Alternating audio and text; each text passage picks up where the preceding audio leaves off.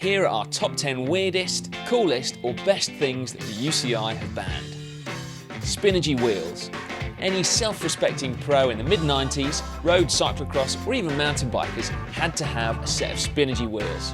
Admittedly, they were flexy, heavy, and the 8 carbon blades that made up the spokes were potentially lethal, but to this day they still look super cool.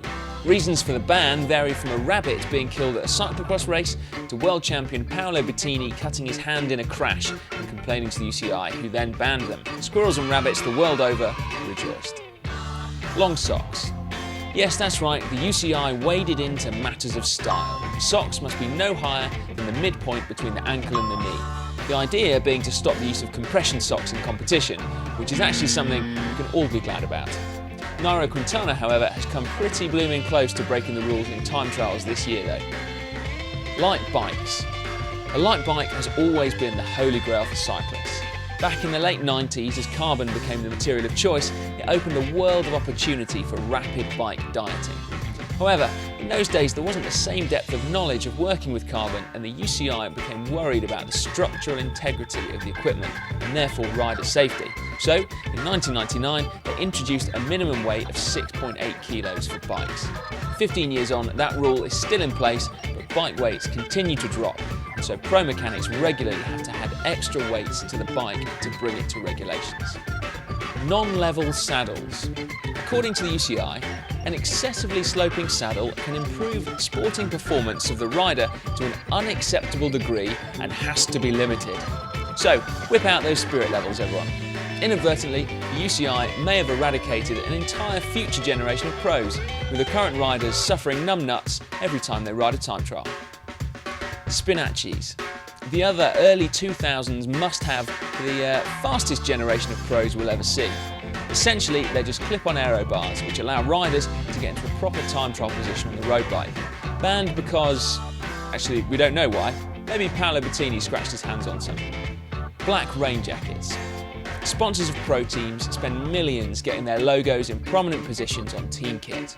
Prominent, except when it rains, at which point the entire pro peloton dons black rain jackets and looks like one big Castelli advert. However, they're not actually allowed to. That's right, black rain jackets are banned. And we hear from the Inner Ring blog that the UCI will begin to enforce this again very soon. The regulations stipulate that rain jackets must be either clear or in team colours, meaning that teams and riders will no longer be able to use their beloved Gabba jackets. Mittens.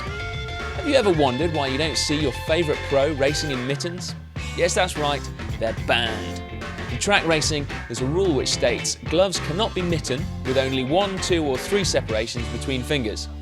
Expect to see similar rulings brought into road racing in the near future to keep this deviant handwear out of the pro peloton. Aero bikes. Chris Boardman's Lotus track bike from 1992 was the start of a carbon revolution in bikes, that sparked some incredible looking time trial frames, from the Pinarello sword to the look with fairings. The development seemed endless, until the UCI stepped in. Bikes these days have to conform to various regulations, including a 4:1 depth to width frame tube ratio and clear double diamond tube shapes, which mean we'll no longer see bikes which look like they're from the space age. The Superman. While Boardman used a state-of-the-art carbon fibre Lotus bike, Scottish cycling legend Graham O'Brien was competing at the same level on homemade bikes, famously using parts from a washing machine. He adopted a tuck position so fast that it helped him break the world hour record. It wasn't long before the UCI stepped in to ban it, but undeterred, O'Brien went back to the drawing board and created the Superman, used by both him and then subsequently Boardman to create an hour record distance that has yet to be broken. Mainly because the UCI soon banned that position too. Lance Armstrong. How could we miss out the most high-profile recipient of a UCI ban? Step forward Lance Armstrong, formerly the most successful Tour de France rider of all time, and now the fall guy for a lost generation of dope-fueled cyclists.